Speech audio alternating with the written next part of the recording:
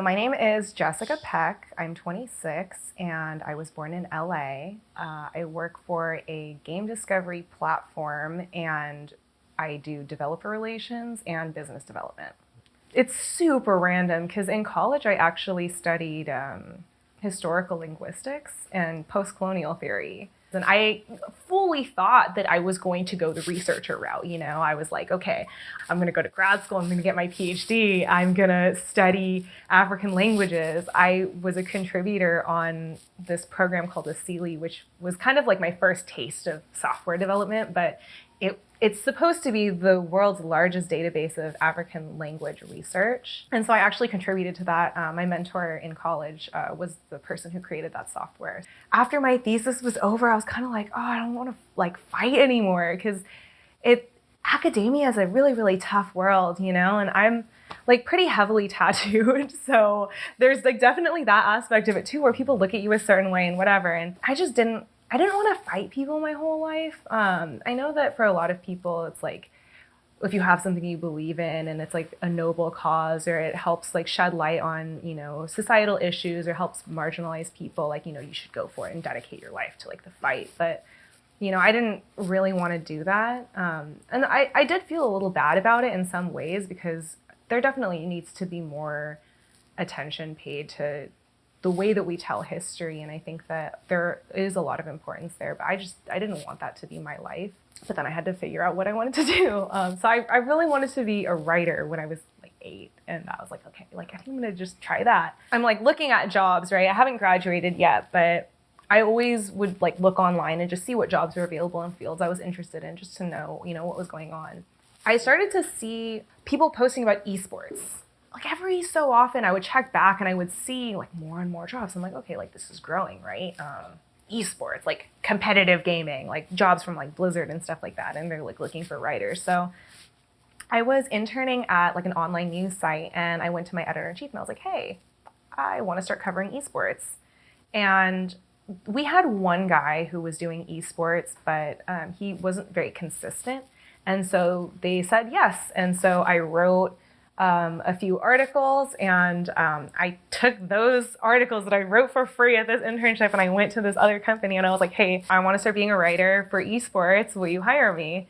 And I had very little experience. I mean, being an esports writer is like being a sports writer. You have to know everything that's going on. It's a lot of work, but esports it's a tough world, and I think you have to really, really love it to be in it. And I didn't really see myself staying there. I randomly got super lucky with the indie gaming thing because that was kind of just something I was doing on the side as a passion project. And I was at PAX West one year and I get this DM from this game developer and they were like, we should meet up. And I talked to my editor-in-chief and I was like, what should I do? Should I meet up with them? Should I not? And he's like, yeah, meet up with them. Anything they want. If they want an affiliation with the site or anything, say yes. And I was a contributing writer who was writing for free. I had done 2 game reviews for them and they're telling me that I have the green light to give these guys anything they want. So I said, yeah. And I met up with them and they told me about this company they were starting, and they're like, yeah, there's a lot of interest. We're getting a lot of orders for press releases and stuff like that. So we would write and send off your press release for $75. So I was getting paid $25 to write a press release. That's how I got started. And they told me, yeah, they were getting too many orders and they needed somebody to help write the press releases and they needed to hire writers. And so they asked if I would come on as a contracted writer. So I said yes. Slowly over time, actually, oh my God, it wasn't even over that long because I think I met them August of 2017. And by October of that same year, they were already bringing me out to conventions. And then by July of 2018, I've been on full-time since then. Every year there's a record number of games going on to Steam especially, but just in general, people are putting out so many games all the time. There isn't really statistics on how many games are being published globally through all platforms, but I was talking to a developer today and I think he was saying that there are going to be over 10,000 games published on Steam alone this year. So, influencer marketing is becoming so big, but it's hard when you're a programmer and that's all you do.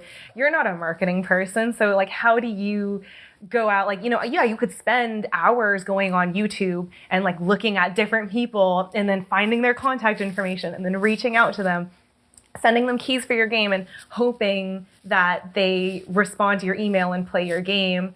But then a lot of people will get a key for a game and they don't let the developer know that they played it. So then you have to spend all your time searching on YouTube and Twitch to see if people are playing your game. So we try to put that all in one place where you can list your game, and on the content creator side, it looks a little bit like Netflix. Traditional marketing agencies, they can only take on a number of clients, and it's a lot of manpower that gets dedicated to actually like actively marketing a game. And we don't do all the services that a game developer would need. Like, a lot of marketing agencies actually use us as a supplement to their own influencer relations. But you can use us alone. And it's a more accessible marketing tool for developers than hiring like a PR agency or something. My name is Jessica Paek, and this is my Korean American story.